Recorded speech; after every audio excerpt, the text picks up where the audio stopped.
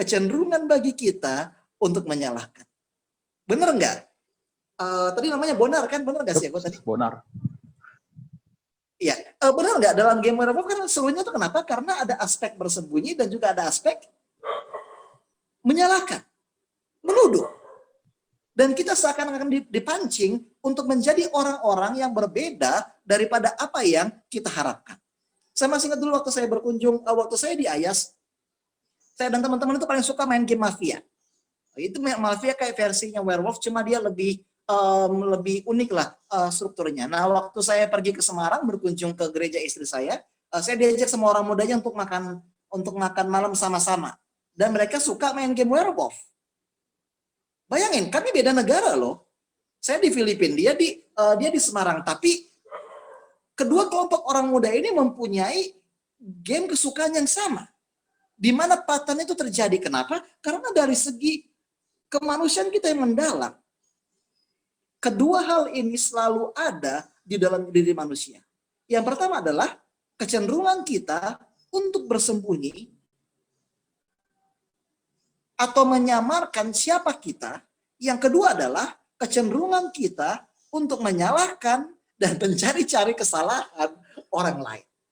Untuk mencurigai orang lain. Untuk berprasangka buruk. Untuk menuduh, untuk menjelekkan, untuk menjatuhkan. Inilah makanya kenapa game itu Among Us begitu menarik. Kenapa? Karena game ini berbicara mengenai obsesi manusia terdalam. Kalau kita lihat secara alkitabiah, hal ini nggak asing. Sama sekali nggak asing. Kalau kita buka Alkitab kita, dalam Keluaran 37-13, apa yang diperbuat oleh Adam dan Hawa ketika mereka mengetahui mereka telanjang? Ayo teman-teman semua.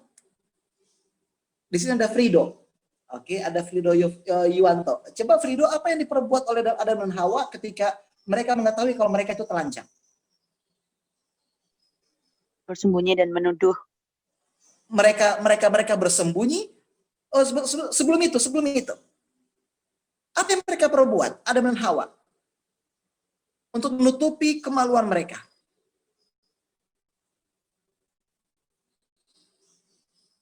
Mereka mengambil daun pohon ara dan membentuk cawat. Semuanya ini mereka lakukan untuk menutupi siapa diri mereka. Jadi kalau kita lihat, kalau kita flashback ke Taman Eden, kita akan ketahui bahwa pakaian itu diciptakan untuk menyembunyikan siapa diri kita. Untuk menyembunyikan kemaluan kita, untuk mengangkat derajat kita, untuk mengubah pandangan orang terhadap kita. Benar nggak? Apakah benar pakaian itu berfungsi untuk menyembunyikan siapa diri kita? Kalau kita mau bicara jujur, pakaian yang kita kenakan ini menunjukkan nilai kita sebagai manusia. Oleh karena itu, banyak orang yang terobsesi untuk mengikuti fashion terkini. Oleh karena itu, banyak orang terobsesi untuk mengenakan perhiasan. Oleh karena itu, banyak orang terobsesi untuk berusaha untuk tampil baik, untuk meninggalkan impresi yang bagus pada semua orang. Kenapa? Because they want to hide who they are. Karena mereka mau menyembunyikan siapa diri mereka. Mereka ingin menunjukkan bahwa mereka ini tidak seburuk yang mereka bayangkan. Makanya kenapa orang terobsesi untuk menggunakan barang-barang baju dan juga barang-barang yang bermerek. Mereka ingin membuktikan bahwa diri mereka itu lebih baik daripada yang orang sangka. Dan kita saksikan bahwa ketika Tuhan muncul, mereka bersembunyi.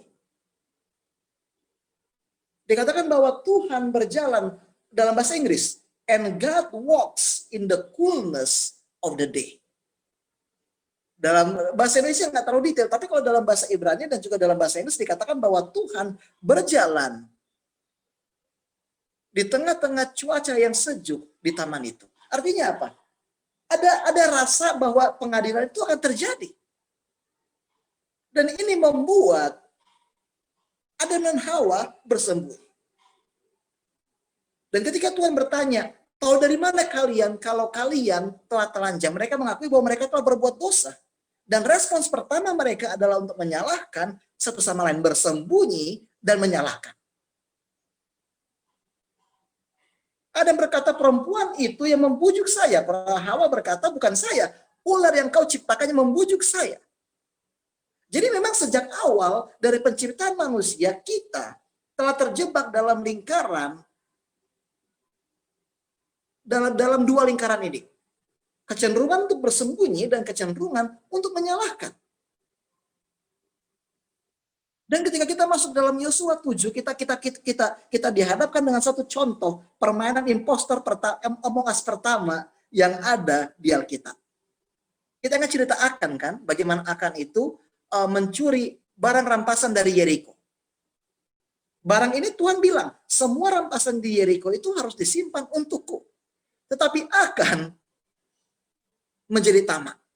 Dia ambil barang-barang itu, dan oleh sebab itu Tuhan marah, dan karena tindakan Akan, 700 orang Israel meninggal ketika mereka menyerang satu kota. Pada waktu itu Yosua tahu bahwa ada seorang penyelundup di tenda di perkemahan Israel. Dan anehnya penyelundup orang berdosa tidak mau mengakui, Akan tidak mau mengakui. Maka Tuhan, maka Musa menciptakan satu undian. Dari 12 suku, dipilih suku Yehuda. Dilempar lagi undi. Dari suku Yehuda ditemukanlah keluarga Akan, keluarga besar Akan. Dan dari keluarga besar Akan ditemukanlah keluarga Akan yang berdosa. Dan dari keluarga Akan ditemukanlah bahwa Akan yang telah menyimpan barang rampasan itu. Jadi ini merupakan permainan Among Us lagi. Mereka mencari seorang impostor. Dan kita saksikan bahwa Akan tetap bersembunyi. Dia tidak mengakui apa dosanya, tapi dia tetap bersembunyi di balik kerumunan orang. Ketika kita masuk ke dalam perjanjian baru, pola yang sama itu masih terdapat. Ada yang bisa baca, kalau kita melihat dalam Matius 26 ayat 31 sampai 36. Tuhan membuat, Yesus memberikan perumpamaan tentang domba dan kambing. Dua kelompok orang. Domba dan kambing. Uniknya adalah, domba dan kambing ini hanya diketahui oleh Allah. Dan semuanya itu hanya bisa dibedakan pada hari penghakiman. Dan dalam Matius 13 ayat 24 sampai 30, kita temukan cerita lain antara gandum dan ilalang. Dan pola yang sama yang dikatakan Kristus dalam Matius 25 dikatakan lagi dalam Matius 13. Gandum dan ilalang tidak bisa dibedakan. Tuhan berkata bahwa kita sebagai manusia nggak bisa membedakan mana gandum, mana ilalang. Dan salah satu solusi yang bisa kita lakukan adalah untuk membiarkan keduanya bertumbuh bersama dan dipisahkan waktu penuaian. Artinya apa? Kedua hal ini, kedua perumpamaan ini menunjukkan bahwa kehidupan Kristiani itu adalah permainan Among Us. Kalau kita mau jujur, kehidupan rohani kita, kehidupan bergereja kita, kehidupan care group kita tidak lain adalah permainan Among Us. Tetapi dengan tingkat kesulitan yang berbeda. Matius 13 dan Matius 25 berkata bahwa di dalam gereja Allah ada domba dan ada kambing. Ada gandum dan ada ilalang. Ada impostor dan ada kru. Ada orang rohani dan ada juga orang yang pura-pura.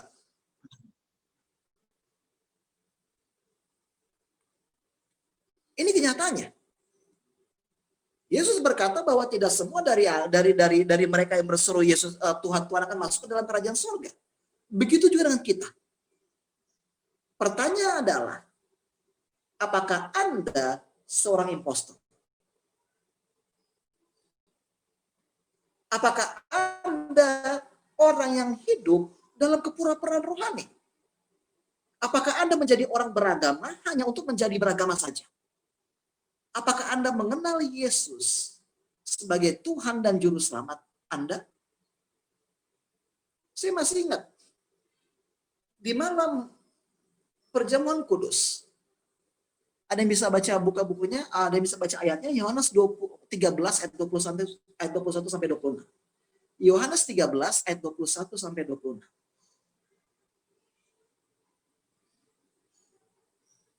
Yohanes 13 ayat 21 sampai 26. Yohanes 13 ayat 21 sampai 26.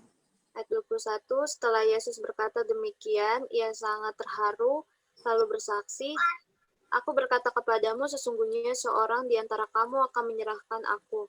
Murid-murid itu memandang seorang kepada yang lain, mereka ragu-ragu siapa yang dimaksudnya. Ayat 23, seorang di antara murid Yesus, yaitu murid yang dikasihinya, bersandar dekat kepadanya di sebelah kanannya. Ayat 24, kepada murid itu Simon Petrus memberi isyarat dan berkata, "Tanyalah siapa yang dimaksudnya." Ayat 25, murid yang duduk dekat Yesus itu berpaling dan berkata kepadanya, "Tuhan, siapakah itu?" Ayat 26, jawab Yesus, "Dialah itu yang kepadanya aku akan memberikan roti sesudah aku mencelupkannya."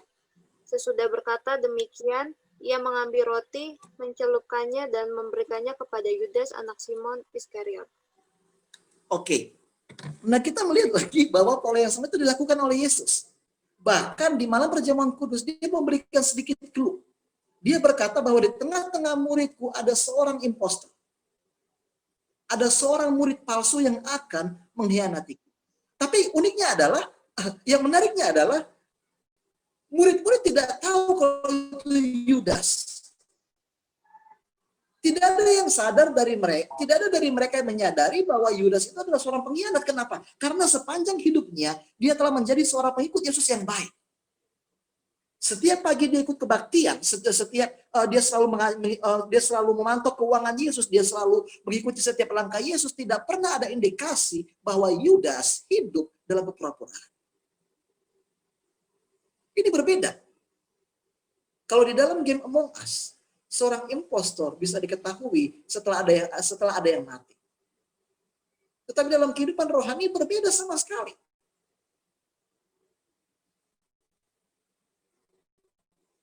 Impostor dalam kehidupan gereja hanya bisa diketahui ketika penghakiman terjadi.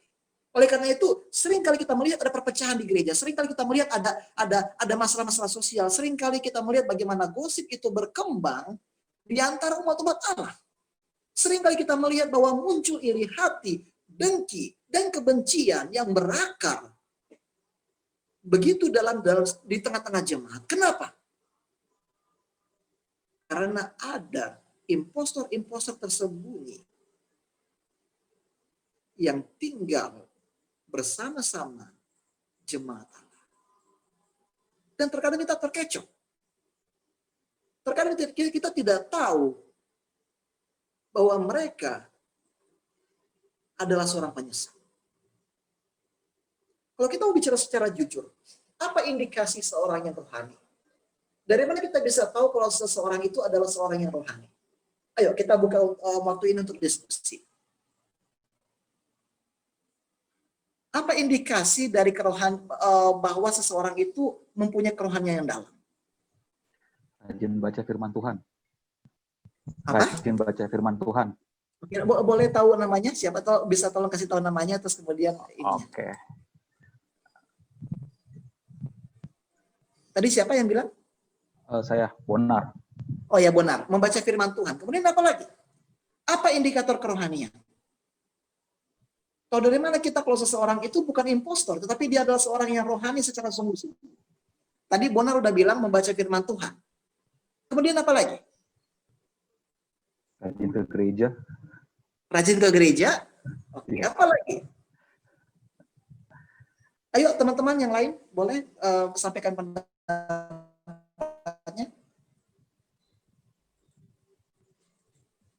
Setuju nggak dengan apa yang dibilang Bonar bahwa membaca firman Tuhan dan rajin ke gereja itu merupakan indikator kerohanian? teman-teman semua ini diskusi loh. Bagaimana? Setuju Pak Pendeta.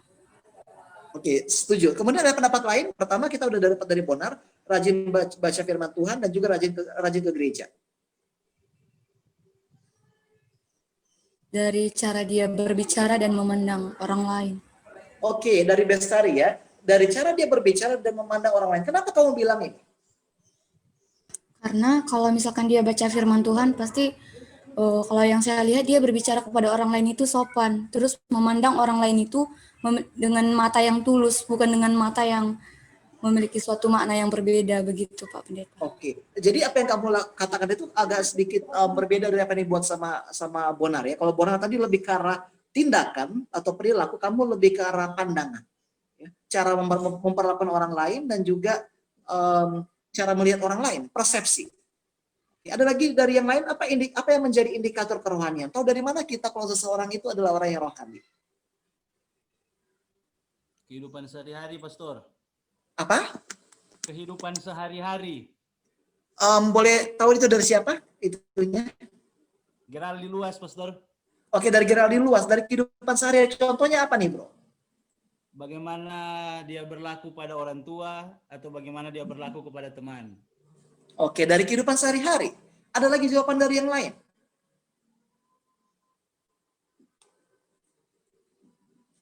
Ayo, dari yang lain bagaimana?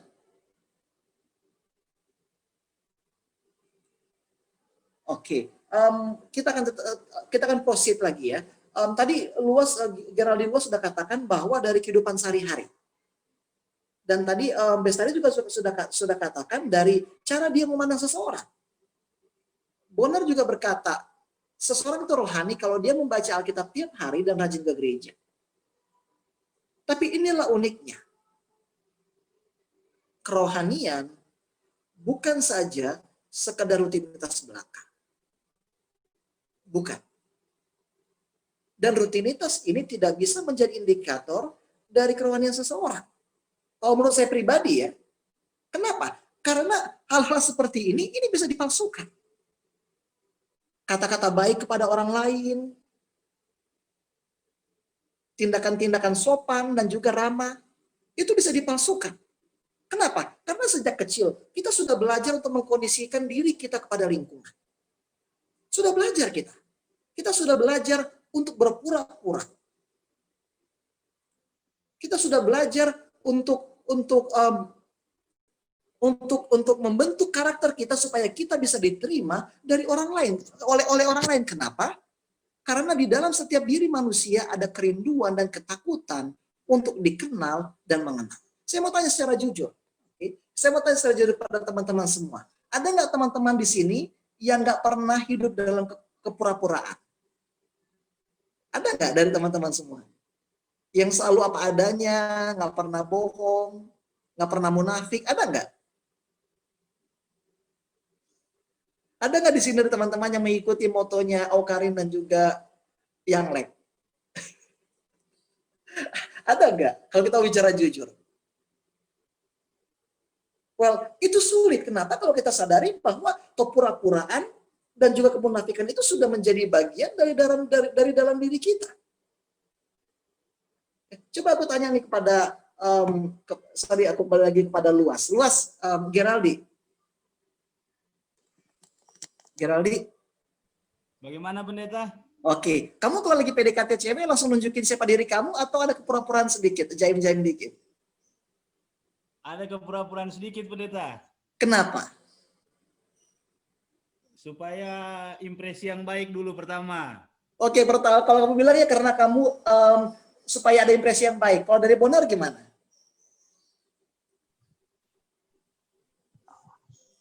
Ya sama lah kayak bro tadi.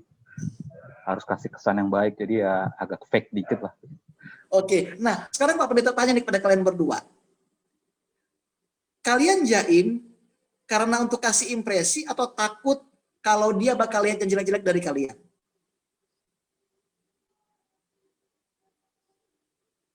Gimana? Ya supaya lihat yang baik-baiknya dulu aja, nanti lu udah tahu yang baik-baiknya baru yang busuk-busuknya. Nah, lihat deh, dan apa yang bilang itu benar, di dalam diri kita ada kerinduan dan ketakutan untuk dikenal dan mengenal. Makanya saya sering gimana ya kalau sama orang-orang muda ya dia, kalau sama beberapa orang-orang kayak gitu, kadang-kadang beberapa orang itu di gereja dan di rumah itu beda. Pernah ketemu teman-teman kayak gitu? Waktu di gereja tuh dia kayak solemn banget, alim banget, tapi begitu di rumah, begitu main game, begitu apa tuh namanya, begitu nongkrong di mall, penggunaan kata itu berbeda.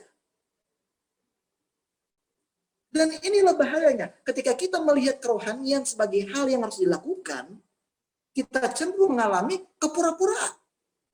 Kita cenderung membentuk karakter diri kita yang sempurna dan tak bercacat. Dan yang terjadi tidak lain adalah kepalsuan. Nah, Pak Pendeta akan share beberapa contoh dari pendeta-pendeta Amerika. Oke, yang terlibat dalam skandal.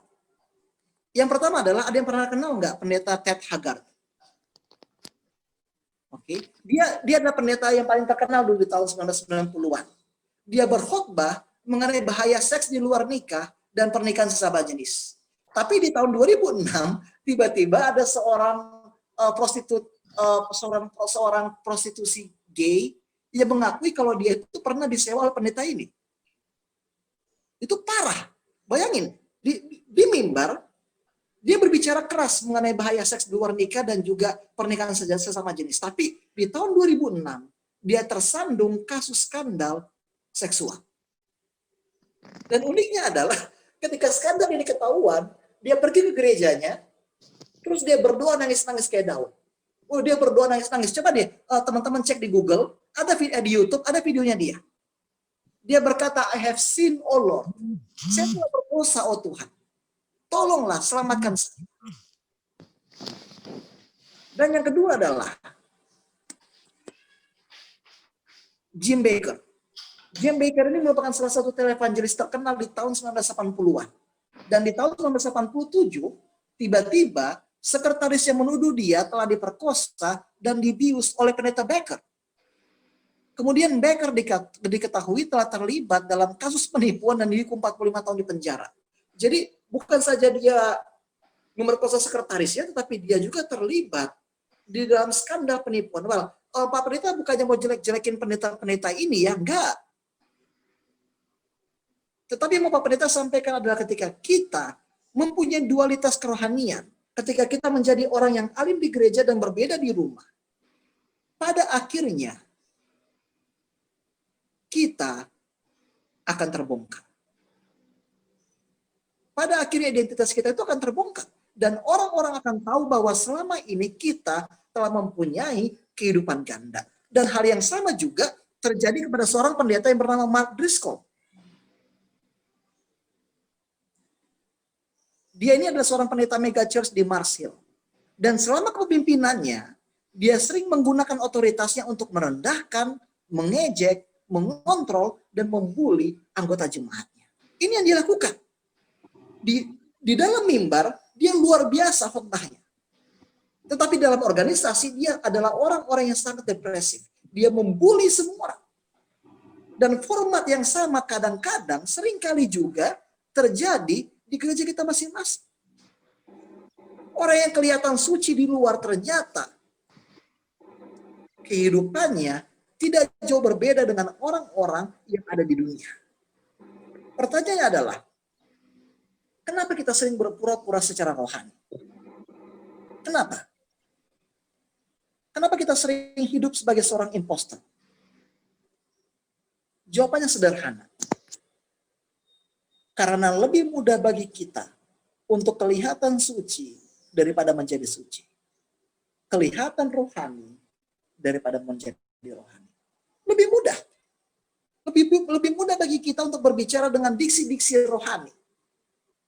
Ketika papa kita bilang puji Tuhan, Maranatha,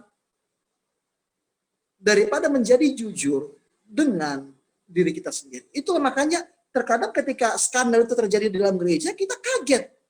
Oh, kok bisa sih dia berbuat demikian? Setahu saya dia orang yang suci. Kenapa? Kepura-puraan rohani.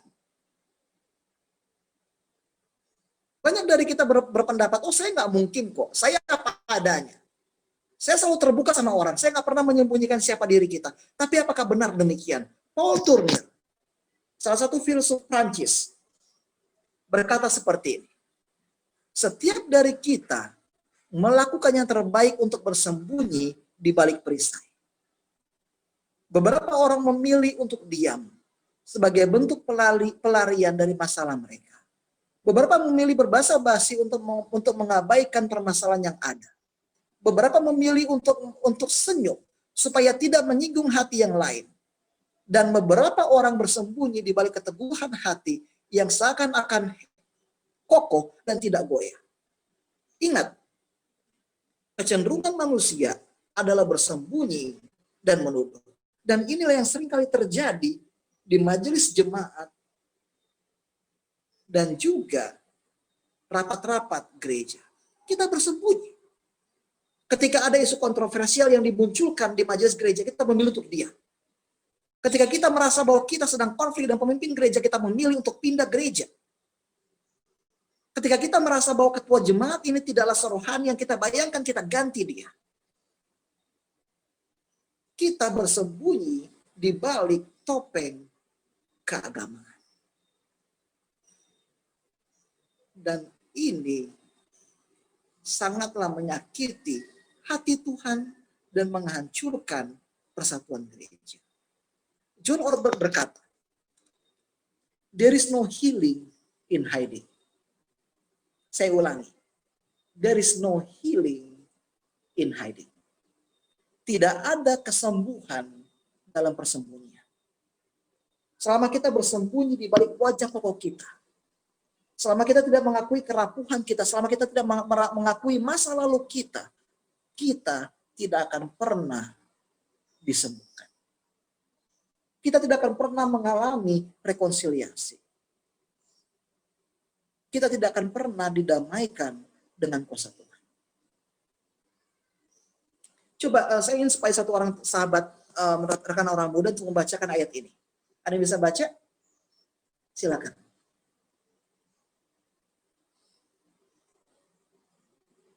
Ada yang bisa baca ayat ini? Keluaran 34. Keluaran 34 ayat 29 sampai 30. Ketika Musa turun dari Gunung Sinai, kedua lon hukum Allah ada di tangan Musa ketika ia turun dari gunung itu. Tidaklah ia tahu bahwa kulit mukanya bercahaya oleh karena ia telah berbicara dengan Tuhan. Ketika Harun dan segala orang Israel melihat Musa, tampaklah kulit mukanya bercahaya, maka takutlah mereka mendekati dia. Oke, jadi kita saksikan di sini bahwa Musa turun dari Gunung Sinai. Dan ketika Musa turun, seluruh bangsa itu bisa mengetahui ada yang berbeda. Wajah mukanya bersinar. Dan mereka nggak tahan. Kenapa? Karena sinar yang ada di wajah Musa itu adalah sinar yang dipenuhi kemuliaan. Kemudian teman-teman bisa tebak nggak apa yang dilakukan Musa untuk orang Israel? Dia mengambil cadar.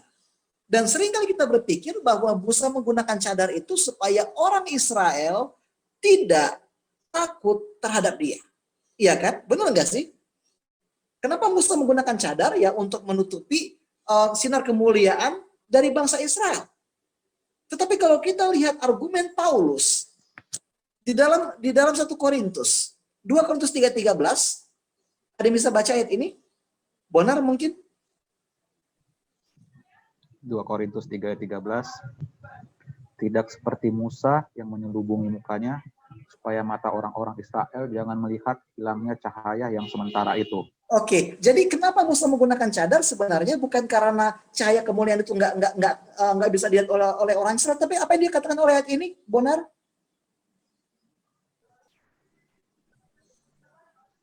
Kenapa Musa menggunakan cadar itu? Jangan melihat hilangnya cahaya kali ya. Karena ia tidak mau orang Israel menyadari bahwa cahaya kemuliaan itu perlahan-lahan menghilang. Artinya apa? Bahkan Musa sekalipun bersembunyi di balik cadar yang ada. Artinya Musa sekalipun terkadang hidup seperti seorang impostor. Dan inilah kadang-kadang kita lakukan. Kita merasa bahwa kehidupan kita itu tidak seperti orang-orang rohani yang lainnya. Lalu apa yang kita buat? Ya, kita berusaha untuk kelihatan rohani. Kita berusaha yang terbaik. Berpakaian seperti orang yang rohani, berkata-kata seperti orang yang rohani, bertingkah laku seperti yang orang yang rohani. Tetapi kita lupa bahwa cadar itu hanya bersifat sementara. Berpura-pura rohani tidak akan membuat Anda untuk menjadi orang yang rohani. Gak akan. Gak akan sama sekali.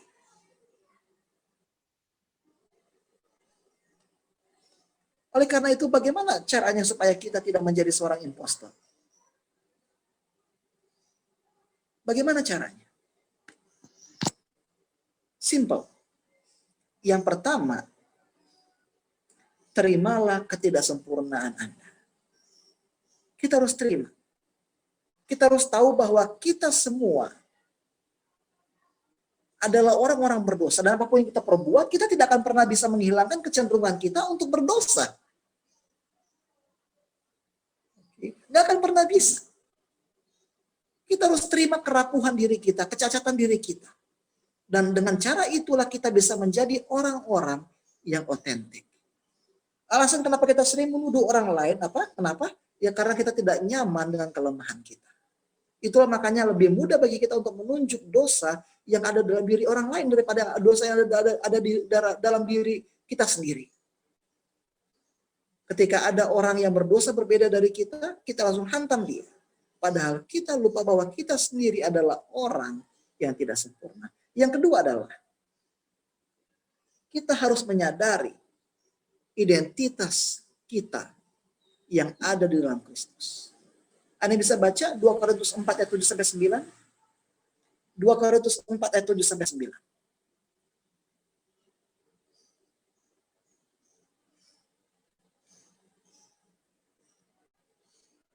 Ada yang bisa baca? 2 Korintus berapa, Pak Pen? 2 Korintus 4 ayat 7-9. 2 Korintus 4 ayat 7.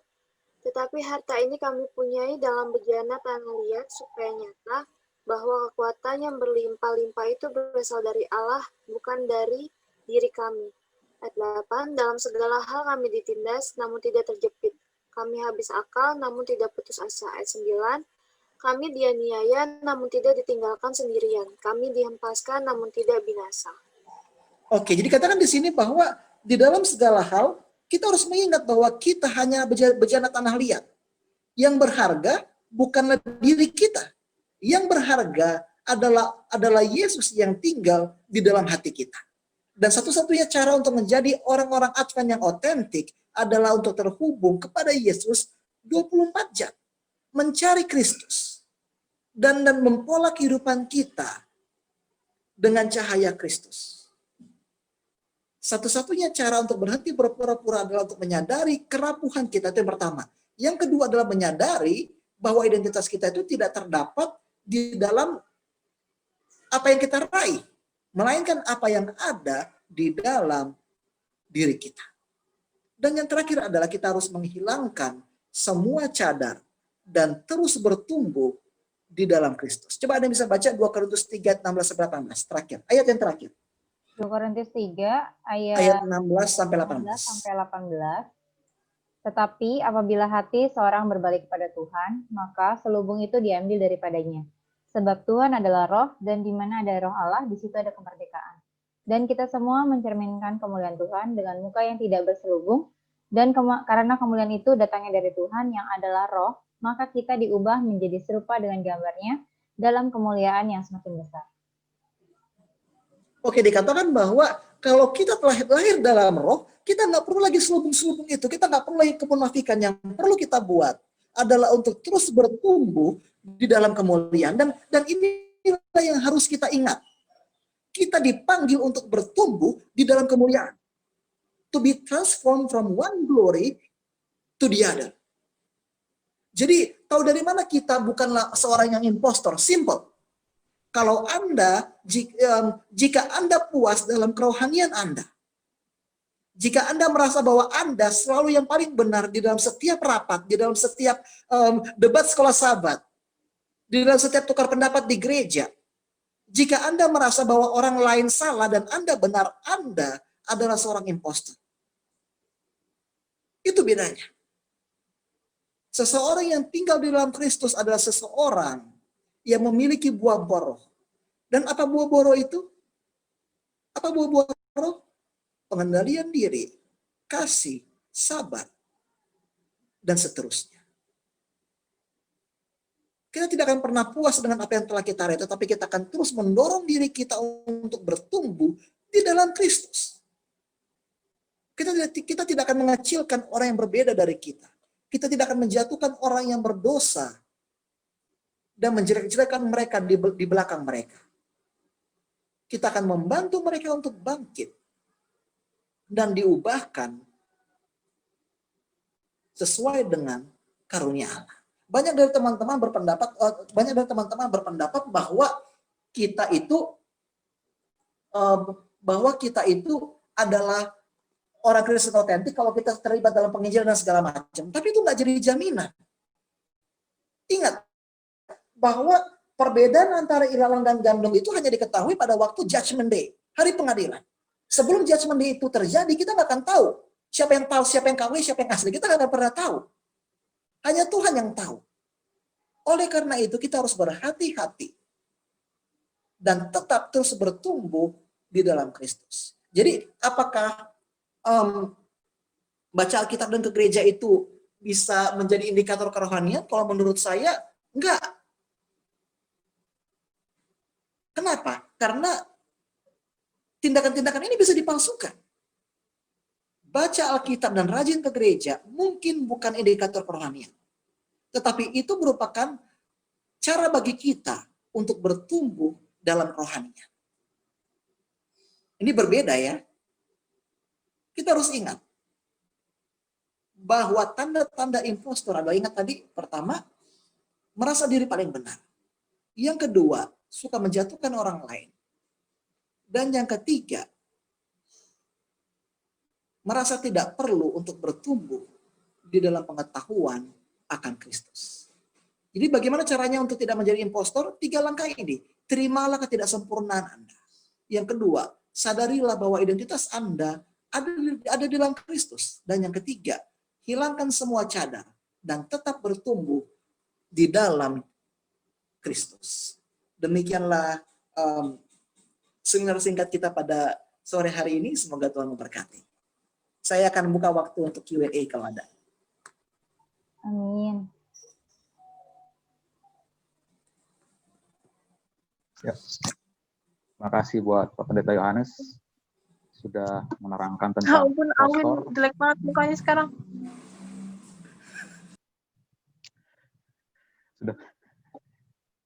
Sudah menerangkan tentang impostor dalam hal-hal rohani. Nah, di sini kalau di susunan acara ada lagu pujian yang akan dibawakan oleh Jemaat Tanjung Pura. Mungkin waktu dan tempat bisa kami berikan kepada Jemaat Tanjung Pura untuk membawakan lagu spesial. Oke, selamat sahabat bagi kita semua. Lagu pujian ini menceritakan bahwa yang akan dibawakan ini menceritakan bahwa di saat kita lemah dan hanya air mata yang mampu menggantikan kata-kata saat berdoa, Yesus tahu dan Yesus peduli seberapa banyak pergumulan yang dapat kita tahan. Dan ketika kita merasa sendiri, merasa patah hati dan harapan, lagu ini mengingatkan bahwa di luar sana ada seseorang berdoa untuk kita. Jangan hilang harapan. Someone is praying for you. Kiranya lagu ini bisa menambahkan iman dan kepercayaan kita.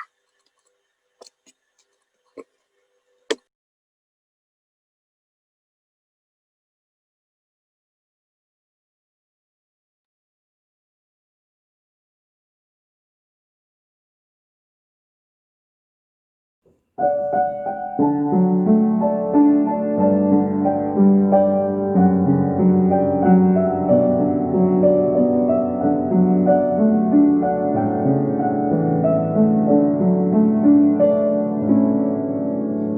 the crowds round together in the midst of the storm.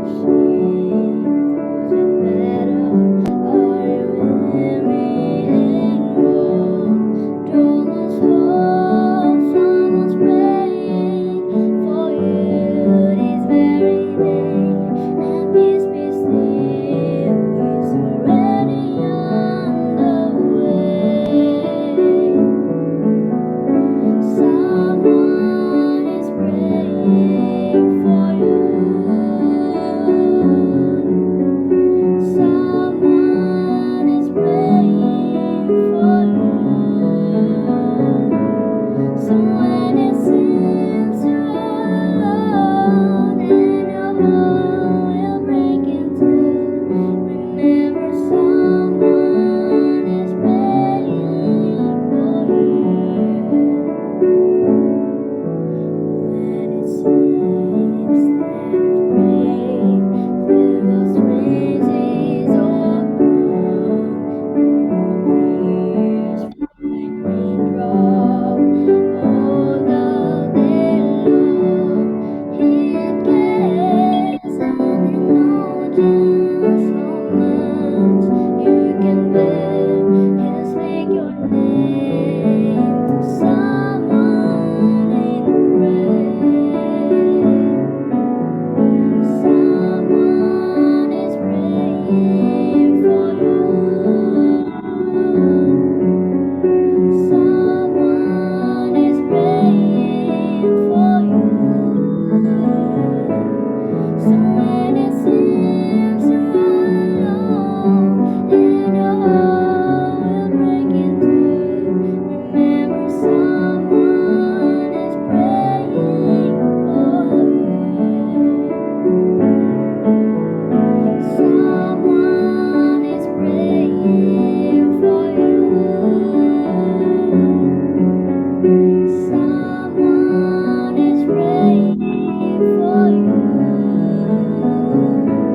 So when it seems you're all alone and your heart will break in two, remember someone is praying for you. Remember someone is praying for you.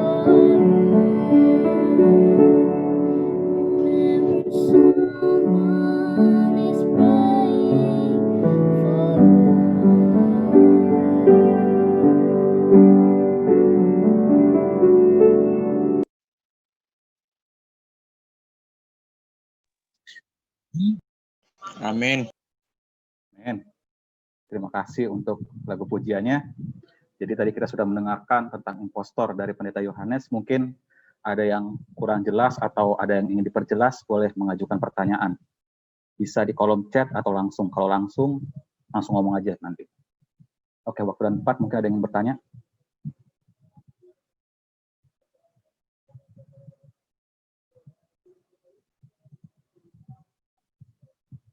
Ada pertanyaan nggak yang lain? Kalau nggak gue yang nanya nih. Ya, tuh kalau nggak nanya nanti kita ditanyain.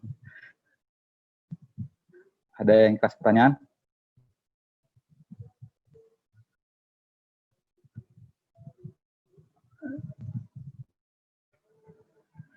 Mengenai tentang impostor, apa itu impostor mungkin, atau bagaimana? Mungkin udah dijelasin semua sih, mungkin ada yang kurang jelas, boleh ditanyain.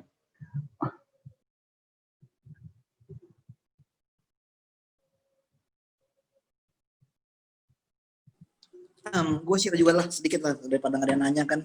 Oke, boleh Pak Pen. Ada ini kali. Nah, salah satu cadar yang sering kita gunakan itu adalah untuk tegar. Gue masih ingat tuh ada video ada video yang meninggal orang Advent, kemudian kan nangis kan keluarganya kan, terus dia bilang, ada orang bilang udah nggak usah nangis, nanti juga ketemu kok di surga. Oh iya, saya jadi ini kadang hal seperti ini yang kita harus sensitif ya, kayak kamu nggak usah nangis nih kok pemakaman, nanti juga ketemu lagi kok di surga, dia lagi berduka loh. Kenapa kita harus ngejudge dia? Kalau orang lagi ada masalah terus dia curhat di gereja sambil nangis, kenapa harus dikondem? Seringkali kita mengangkat tinggi iman dan juga kerohanian kita dengan cara-cara yang sedikit abusive. Kalau orang nggak memenuhi standar yang seperti yang kita junjung, ya berarti orang ini kafir, nggak bisa seperti itu. Kalau dia nangis waktu pemakaman secara berlebihan, ya berarti dia itu kurang iman, nggak bisa seperti itu. Saya beberapa waktu lalu saya datang ke bukan datang sih, kayak waktu itu juga di setiap pemakaman itu selalu diulang-ulang. Ketika ada yang menangis dan juga ada yang bersedih, apalagi waktu peti ditutup kan, biasanya tuh suka nangis kan keluarga kan, terus selalu aja ada orang bilang, udah nggak usah lama-lama nangisnya, biarin aja. Hanya sekali seumur hidup peti itu ditutup, kenapa harus dilarang nangis? Iya kan? Emang ada orang mati 2 kali, terus peti ditutup 2 kali. Kan nggak ada. Make it memorable. Itu makanya kalau ada orang mau menangis, ya biarin aja dia menangis. Yesus aja menangis di Getsemani, kok kenapa kita pura-pura tegang?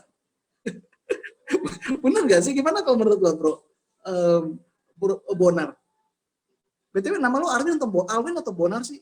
Nama kamu Alvin atau Bonar sih sebenarnya? Alvin Bonar. Nama aku Bonar. Oh, oke. Iya. Gimana kalau menurut kamu? Ya, jadi Benar. memang maksudnya ya ke waktunya kan ada ya waktunya nangis, ya waktunya ketawa. Nah, kalau orang meninggal itu kan ya waktunya nangis ya. Nggak ada salahnya juga sih nangis. Masa kita kehilangan, kita ketawa-ketawa itu kan justru lebih aneh lagi. Jadi ya semua ada waktunya lah. Ada waktu menangis, ada waktu ketawa. Gitu apa? Iya, jadi kita nggak bisa lah bersembunyi di balik spiritual toughness, kayak ketangguhan rohani kita. Ya kita beranggapan bahwa kita itu emosi dan rohani itu berbeda. Dan nggak bisa seperti itu. Emosi dan kerohanian itu sebenarnya terikat erat kok. Dan kadang-kadang emosi kita mempengaruhi kerohanian kita. Dan kadang-kadang juga kerohanian kita mempengaruhi emosi kita. Jadi itu berkaitan, kita nggak bisa pisah-pisahkan. Kelemahan-kelemahan dua pendeta tadi, tiga pendeta yang saya sebutkan tadi itu ya karena mereka itu hidup dalam paradigma di mana kehidupan pribadi dan kehidupan pelayanan itu berbeda. Jadi apa yang mereka lakukan di dalam kehidupan pribadi, apa yang mereka lakukan dalam kehidupan pribadi itu terpisah dari kehidupan pelayanan. Dan yang tercipta kemudian adalah ya dikotomi. Saya sering lihat ya, tadi seperti saya katakan, kalau di gereja alim banget, tapi begitu naik mobil terus dia disalib, langsung disalib atau ada pengendara motor yang nyalip jalannya dia, langsung kata-kata kotor yang keluar. Kan nggak bisa seperti itu, harus ada konsistensi kerohanian. Kalau kita sabar kepada anggota jemaat, kita juga harus sabar kepada karyawan yang ada di kantor kita. Kalau saya sabar kepada ketua jemaat, bendahara jemaat, dan sekretaris jemaat, tapi saya nggak sabar sama istri saya, well, something is wrong. Jadi itu yang sebenarnya yang mau saya bicarakan. Kenapa ada spiritual impostor? Karena kita menciptakan budaya di mana impostor-impostor ini bisa memegang kekuasaan.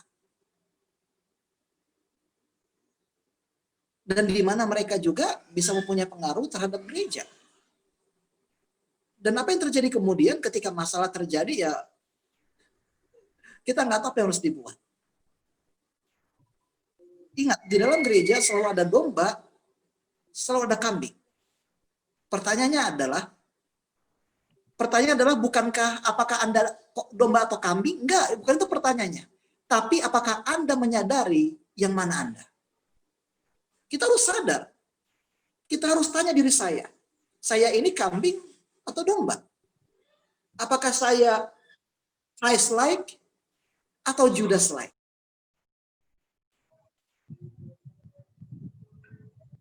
Saya di-mute. Oke, tapi gak apa-apa, mungkin kepanjangan. Selanjutnya, dari yang lain ada pertanyaan? Ini ada pertanyaan yang masuk apa yang di kolom chat dari Juliet Simanjuntak, Jemaat Kota Legenda. Ini kalau saya bacain pertanyaannya, Pak Pendeta Yohanes, saya mau bertanya, kita selalu melarang teman kita atau adik-adik kecil di gereja untuk tidak main games di hari Sabat, atau kita sering menjudge teman kita saat bermain games. Tapi kita sendiri melihat medsos dan melihat video yang ada di medsos. Apakah itu sudah termasuk kita juga adalah seorang impostor? Gimana kalau menurut yang lain? Termasuk kita impostor kalau kita ngelarang anak-anak main game hari Sabat, tapi kita sendiri buka sosial media. Bagaimana yang lain? Ayu, gimana Ayu? Apa? Ya, termasuk sih sebenarnya, tapi balik lagi ke diri kita sendiri nggak sih, gitu. Oke. Terus gimana kesimpulannya mau kamu ambil? Kok balik lagi ke diri sendiri? Kalau semuanya balik lagi ke diri sendiri, nanti susah loh. Gimana Ayu? Ayo. Nggak bisa ambil kesimpulan ya? Agak sulit. Oke, saya coba tanya kepada Pendeta Simbolon. Bagaimana Pendeta Simbolon? Di sini ada Pendeta Simbolan bersama-sama dengan kita. Bagaimana?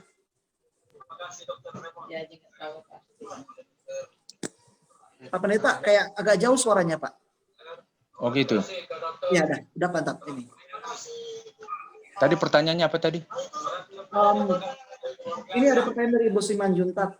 Saya mau bertanya, kita sering melarang anak-anak untuk nggak main game, tapi satu sisi kita juga masih sering buka media sosial pada hari Sabat. Iya, sesuai dengan pelajaran kita, ya kita masuk di dalamnya. Artinya jadi bermain topeng kan? Dengan bermain topeng itu ya masuk di imposter tadi kita kan? Jadi artinya kita harus menjadi yang di depan. Sebelum kita melarang anak-anak, yang pertama harus mendisiplin diri bahwa kita bisa mengendalikan, baru kita sampaikan kepada anak-anak. Kira-kira demikian. Oke ya, dan saya juga setuju sih sama dikatakan oleh Pak Pendeta Simbolan. Ini tantangan kita ya, kita seringkali ngelarang lesser sin, dosa-dosa yang kecil, tapi kita nggak sadar bahwa kita juga sebenarnya melakukan dosa-dosa tersembunyi lainnya. Dosa yang main game kita larang, tapi buka media sosial kita biarkan begitu saja. Dan inilah yang menjadi batu sandungan bagi kita semua. Jadi sebelum kita cepat untuk menghakimi orang lain, kita harus ambil waktu untuk mengevaluasi prinsip kita dulu, diri kita dulu. Tadi ingat langkah pertama di dalam untuk tidak menjadi seorang imposter apa? Langkah pertama kita harus menyadari apa? Ketidaksempurnaan kita, kerapuhan kita, kelemahan kita. Kita harus sadari dulu. Harus ada self acknowledgement tentang siapa diri kita. Dan dari kesadaran diri inilah kita akan bisa bergerak menjadi orang-orang Kristen yang otentik.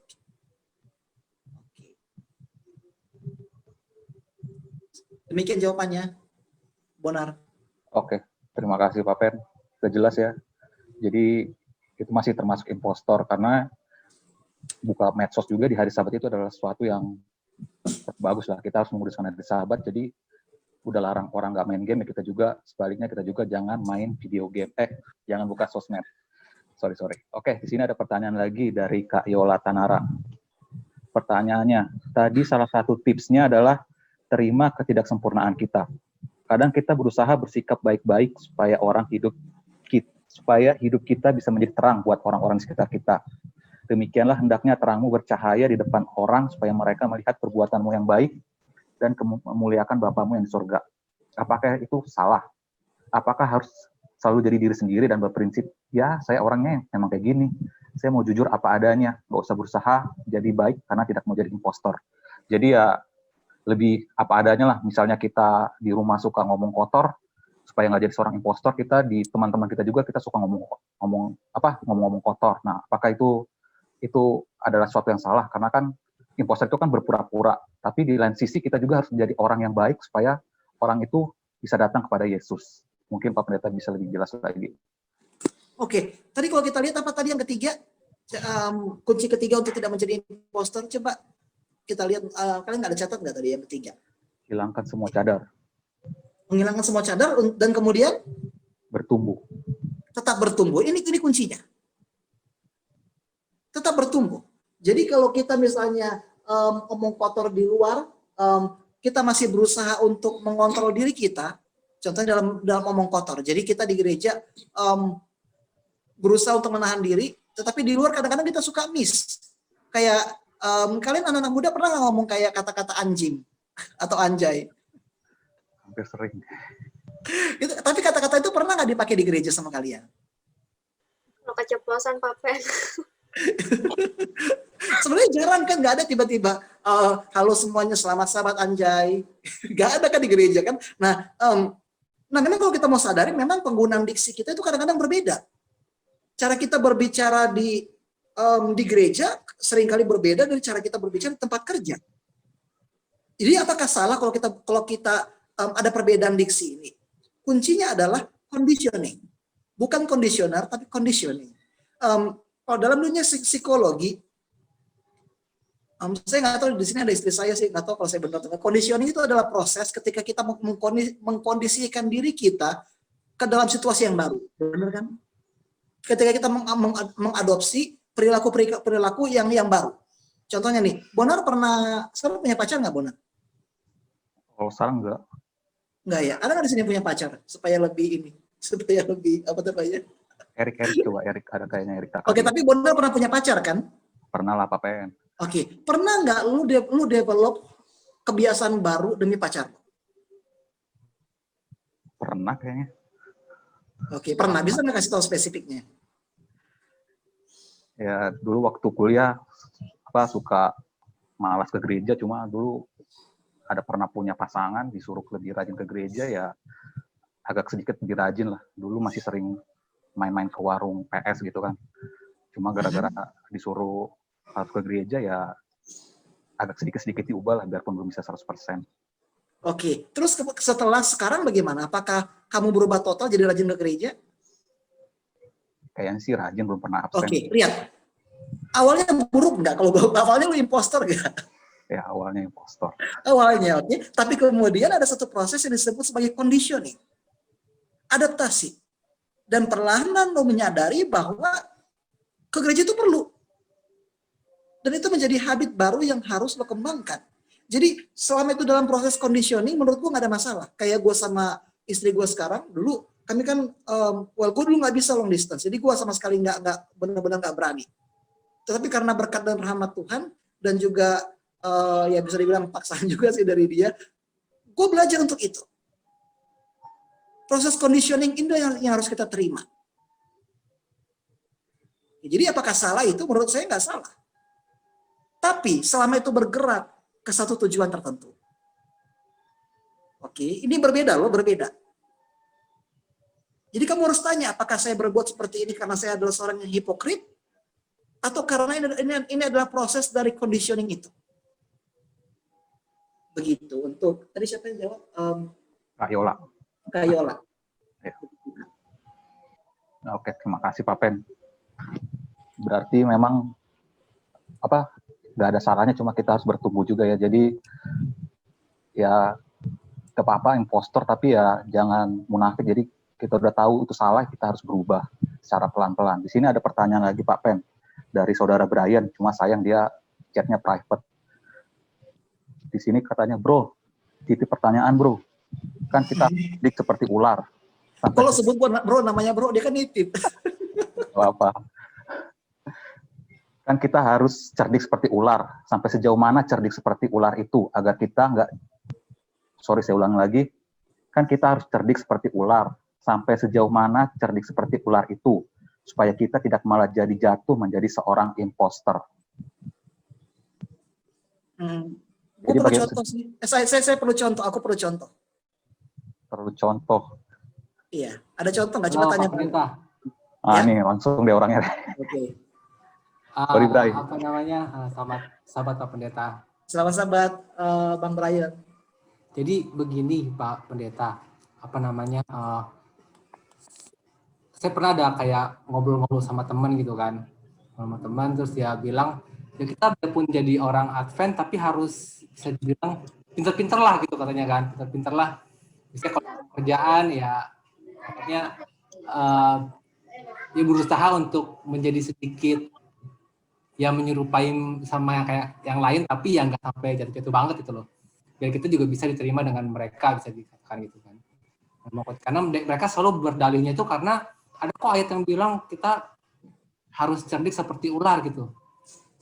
Nah, pokoknya sampai sejauh mana kita bisa cerdik seperti ular, tapi kita nggak malah jatuh seperti seorang imposter gitu Pak Pendeta.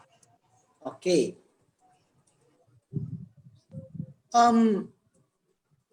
Tunggu wait ya sebentar. Saya masih tadi karena pertanyaannya Bang Brian, jadi saya ingat sama satu ayat di Alkitab. Paulus berkata kepada orang Ibrani, saya menjadi orang Ibrani. Kepada orang Yahudi, saya menjadi orang Yahudi. Kepada orang non-Yahudi, saya menjadi orang non-Yahudi. Kepada orang penyembah berhala, saya seperti menjadi orang penyembah berhala. Memang harus ada flexibility. Dan kadang-kadang sejauh apa kita bisa, langkah apa yang kita bisa ambil, disinilah kita perlu satu hal yang disebut sebagai komunitas untuk menuntun kita. Jadi saya nggak rekomendasikan model-model lone wolf, nggak. Harus ada komunitas yang bisa mendukung Bang Brian dalam hal ini. Di dalam kontekstualisasi, di dalam penginjilan juga. Jadi komunitas inilah yang akan membantu Abang untuk menentukan batasan-batasan. Di dalam bisnis, di dalam kehidupan, contohnya kalau misalnya diajak orang ke kafe atau ke Starbucks, kira-kira boleh nggak? Masa kita bilang, oh saya Advent bro, nggak minum kopi. Jadi saya nggak bisa ke Starbucks. Padahal kan di Starbucks kan nggak semua minumannya kopi. Ada mocha, ada cappuccino, enggak. kan ada kayak coklat juga, dan juga jus-jus yang enak-enak itu loh, yang strawberry apa gitu namanya. Jadi harus hati-hati. Terutama kalau kita menggunakan metode kontekstualisasi, hati-hati sekali. Dan selalu ingat ya Bang Brian, kalau yang membuat orang tertarik kepada kita, terkadang adalah kepribadian kita. Buah-buah roh itu. Jadi biarkanlah buah-buah roh itu yang berbicara dan menjadi saksi kepada orang-orang yang non-Advent. Begitu. Damai, sukacita, dan lain-lain. Jadi biarlah buah-buah roh ini berbicara. Iya kan? Ada lagi Bang Brian, gimana? Udah jelas ya Bang Raya. Oke, Ya, mungkin terima ada kasih lagi. Pak Pendeta. Sama-sama. Masih ada lagi yang ingin bertanya mengenai impostor? Berarti kalau kita sebagai manusia itu berarti semuanya impostor ya Pak Pen? Karena kan kalau saya lihat kan pernah baca Alkitab Roma 3 ayat 23, karena semua orang telah berbuat dosa dan telah kehilangan kemuliaan Allah. Berarti dengan kata lain, manusia itu semuanya impostor lah, nggak ada yang kriu kayak gitu ya? Kalau kita mau bicara jujur sih, ya semua manusia itu memang lahir sebagai seorang penipu memang. Kecenderungan dosa itu kuat memang. Bayi saja sudah belajar loh untuk gimana, untuk memanipulasi orang tuanya. Lihat deh, permainan apa yang sering kita ajarkan kepada bayi waktu masih kecil? Permainan paling basic ini, paling basic. Apa? Dan permainan ini kita nggak pernah mainin lagi waktu dewasa. Tahu nggak? Kayak ciluk, iya kan? Pernah nggak kayak Ayu bilang ke Alwi, ke Bonar, yuk main ciluk bayo, pernah nggak? kan dia lagi kan. Nah, tapi kata Erik Takaria, sorry. Tapi permainan ciluk bayo ini menunjukkan obsesi kita untuk bersembunyi. Oke, bersembunyi dan kemudian menunjukkan diri kita, bersembunyi terus tunjukin diri kita. Jadi, dan kalau kita lihat sepanjang kehidupan kita, memang permainan ini menjadi ritme di mana kita bersembunyi dan kemudian menunjukkan diri. Bersembunyi dan menunjukkan diri kita. Apakah kita terlahir sebagai impostor? Memang. Tapi kita juga dipanggil untuk menjadi kru Allah. Jadi pilihannya di tangan kita, dan seperti yang aku katakan tadi, karena kita nggak tahu apakah kita impostor atau enggak. Tapi kita bisa mengambil langkah yang 3 tadi. Mengakui kerapuhan kita, terus kedua mengakui ketidaksempurnaan kita, menyadari identitas kita, dan menghilangkan semua cadar dan tetap bertumbuh di dalam Kristus. Gitu. Oke, berarti semua manusia impostor ya. Tapi seperti yang dibilang, memang kita semua impostor, tapi kita harus bertumbuh. Iya. Kita merubah. Memang kita semua impostor, hanya beda levelnya memang. Beberapa memang lebih tinggi levelnya. Oke. Beberapa lebih toksik memang. Oke, terima kasih Pak Pen untuk keterangannya. Ada lagi yang masih mau bertanya mengenai impostor?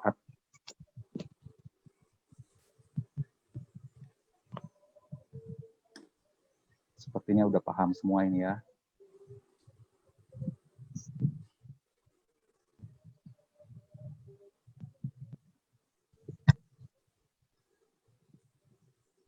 Oke, mungkin sudah tidak ada lagi. Terima kasih Pak Pendeta untuk acara PA tentang impostor yang bisa dibawa dalam sisi rohaninya ya. Jadi kalau saya mungkin ambil kesimpulan bahwa memang kita sebagai manusia ini semuanya adalah seorang impostor. Karena kita semua adalah manusia yang sudah jatuh ke dalam dosa, tapi itu bukan menjadi alasan kita untuk tetap menjadi seorang impostor. Tapi kita harus sedikit demi sedikit bisa bertumbuh dan bisa mendekati karakter dari Tuhan Yesus. Untuk acara selanjutnya adalah acara tutup sabat, dan di sini yang akan membawakan renungan tutup sabat adalah Om Abraham. Om Selamat Abraham. sahabat.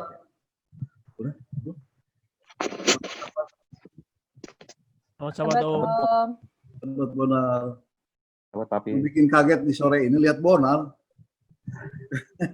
Lihat Bonar Iya. kayak Tuhan Yesus sudah. Terima kasih Om. Terima kasih ini kesempatan untuk bawa renungan tutup sabat. Tapi itu saatnya jangan terlalu lama ya. Saya nggak suka lama ya. Kalau kita memperhatikan sekarang ini dengan suasana yang paling berbahaya bagi umat Tuhan adalah tidak tekun mencari Tuhan, lemah dan putus asa. Karena dengan kondisi pandemi sekarang ini, banyak orang yang khawatir. Orang menjadi khawatir, putus asa, atau juga ada yang terlalu percaya diri. Dan baru terasa kalau udah terkena penyakit ini. Ya, kita tentu prihatin karena banyak korban. Di kantor saya juga ada yang kena, ya, ada sampai 12 orang. Nah, saya selalu bertanya kepada Tuhan, apa sebenarnya yang terjadi? Sebab efek dari pandemi ini selain takut tertular atau terpapar, juga menjalar ke masalah ekonomi. Banyak pengangguran, tiba-tiba gajinya berhenti, tiba-tiba gajinya dipotong, banyaknya kedukaan yang tiba-tiba, bagaimana orang yang kedukaan oleh penyakit ini dikubur tanpa keluarganya hadir lebih banyak. Ada teman-teman yang Bisa diem nggak tangannya? di kantor, saya tanya, kamu kan punya anak kecil-kecil 2 atau 3, kenapa masih masuk? Oh, dia bilang kalau saya nggak masuk atau WFH atau kerja di rumah, dipotong gajinya. Jadi untuk saat ini bertahan hidup dan sehat saja, dan tetap setia, tetap tekun mencari Tuhan, itulah yang harus dipertahankan. Bagi umat Tuhan, ini yang terbaik. Cuma saya selalu bertanya kepada Tuhan, apa yang terjadi Tuhan? Apakah Tuhan Yesus biarkan kondisi keadaan ini? Sepertinya memang diperuntukkan untuk menjadi pelajaran bagi banyak orang, karena mendunia, penyakit ini mendunia, dan korbannya itu banyak banget, jutaan. Di Amerika aja yang saya tahu, saya nggak mengikuti semuanya, hampir 200.000 di Brazil dan sebagainya. Sekarang udah ketemu vaksinnya, di Korea Selatan akibat vaksin ini ada banyak yang meninggal, di Singapura juga begitu. Sesungguhnya bagi kita ada firman Tuhan yang sudah biasa kita baca untuk mereka yang khawatir, untuk mereka yang kesulitan. Firman Tuhan itu ada di dalam Matius 6 ayat 33, semua orang ini sudah tahu. Carilah dahulu kerajaan Allah dan kebenarannya, maka semuanya akan ditambahkan. Di dalamnya ada unsur untuk tetap tekun dan setia mencari Tuhan. Ada janji, semua akan diberikan, ditambahkan. Itu jaminan dari Tuhan. Persoalannya mungkin terlalu biasa firman Tuhan ini, sehingga tidak banyak yang percaya. baik anggota maupun pendeta atau pelayan-pelayan sidang. Sepertinya ini firman Tuhan yang biasa, padahal itu adalah janjinya Tuhan Yesus, Tuhan kita. Saya kalau ada persoalan di rumah yang terjadi kepada salah satu anggota keluarga atau di adik-adik atau saudara-saudara, saya selalu bertanya kepada Tuhan dalam doa. Justru dengan pandemi ini membuat kita sadar dan bertobat serta selalu berdoa. Yang tadinya berdoanya hanya pagi dan sore, sekarang subuh dan tengah malam, terus-menerus. Karena kita ingin tahu sebenarnya yang Tuhan inginkan apa. Tetapi dari firman Tuhan Matius 6 ayat 33 tadi, carilah dahulu kerajaan Allah dan kebenarannya. Sebenarnya itu udah satu semacam jaminan dari Tuhan bahwa semua dikendalikan oleh Tuhan. Asalkan kita percaya, ikut Tuhan. Persoalannya hampir semua orang Kristen membaca firman Tuhan yang ini biasa-biasa saja. Ini yang membuat saya prihatin ya. Terlalu banyak kita bicara tentang firman Tuhan di mimbar dahulu. Tuhan mungkin mengatakan, untuk apa sih ke gereja? Apakah kamu sudah percaya kepada Tuhan Yesus? Apakah orang yang di gereja itu sudah percaya kepada Tuhan Yesus? Percaya dengan sepenuh hatinya, sepenuh jiwanya, sepenuh raganya. Apakah hanya Tuhan tahu hati kita? Tuhan ini sekarang sudah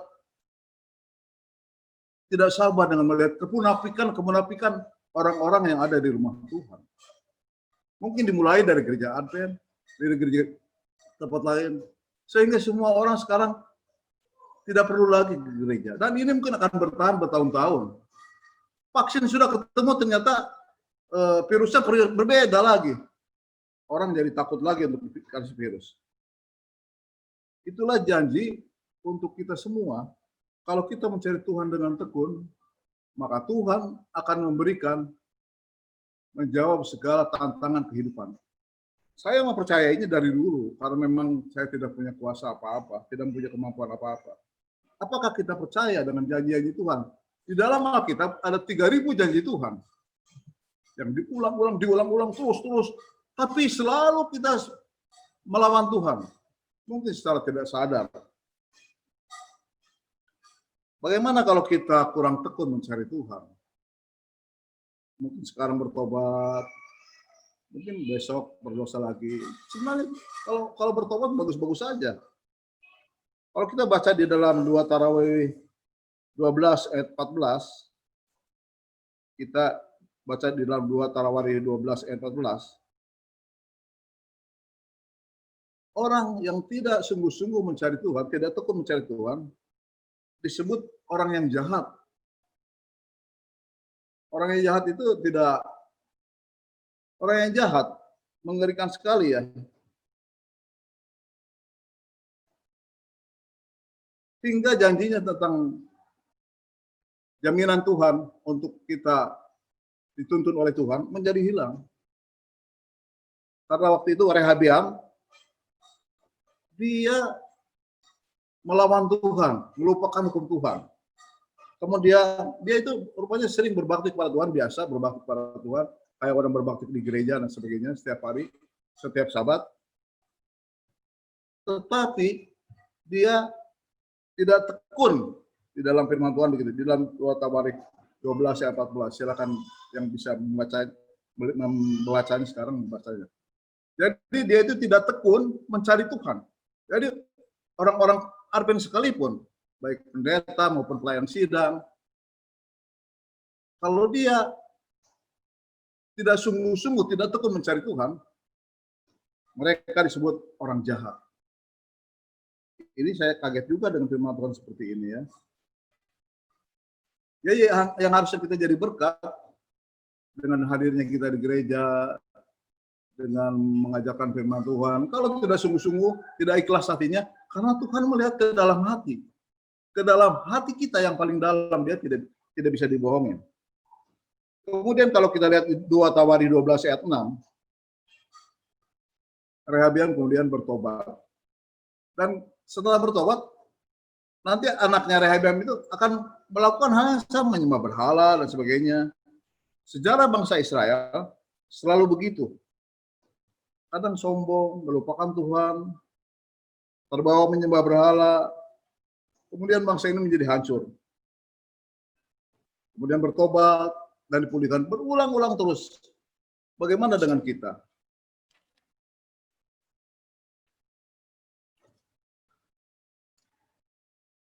Jaminannya begini, umat Tuhan tidak boleh gentar, takut, tapi tetap memakai sebagaimana orang seperti saya ke kantor, memakai protokol kesehatan, pakai itu apa namanya, facial, ya, memakai masker dan juga banyak, sehingga kita mungkin orang pikir yang sudah tidak jarang ketemu saya, orang yang kayak mau ke bulan, jadi seperti itu ya. Tetapi selama kita tekun dengan setia, apapun yang terjadi, Tuhan selalu di pihak kita. Tuhan selalu di pihak kita. Orang-orang Advent harus percaya itu. Tuhan selalu di pihak kita selama kita setia dan tekun kepada Tuhan. Menyatu dengan kehendak Tuhan. Berkenan kepada Tuhan. Selalu setia. Saya akan tutup dengan satu cerita, mungkin belum pernah ya. Satu keluarga ditinggalkan oleh suaminya karena suaminya itu ketemu dengan wewe gombel. Wewe gombel itu ya mungkin yang cantik-cantik tapi dari dunia yang mana nggak tahu.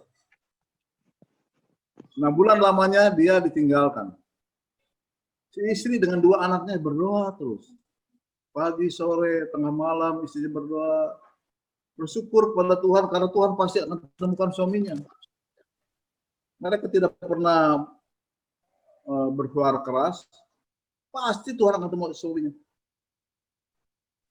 6 bulan, kemudian datang suami, pulang ke rumah.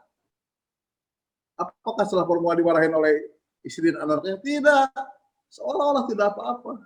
Cuman suaminya yang kaget, kenapa tidak dimarahin? Lalu ditanyakan ke suaminya cerita, ketika dia sedang ada di tempat wewe gombel itu, dikatakan selalu hati itu ingin pulang. Dia mau pergi ke tempat lain, mau cari hiburan dan sebagainya, kaki ini selalu ditarik sepertinya, ingin pulang. Hati ini kejadian sebenarnya. Rumah keluarga mereka itu ada di Puri Indah. Ya, ada di Puri Indah, Jakarta di sini. Jadi kuasa doa, kuasa Roh Kudus, persoalan apa yang dalam hidup kita sekarang ini? Persoalan apapun, pekerjaan, persoalan keluarga yang lain, dengan kekasih, Tuhan akan tolong kita. Kalau saya suruh bersaksi, ini harusnya jangan membaca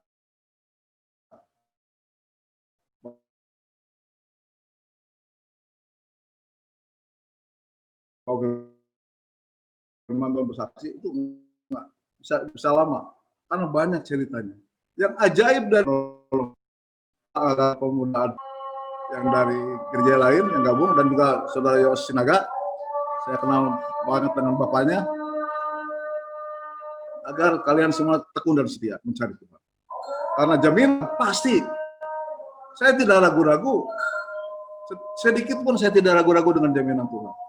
Apapun yang terjadi dalam hidup saya percaya pasti jaminan dari Tuhan Yesus. Tuhan akan memberkati kita semuanya. Amin.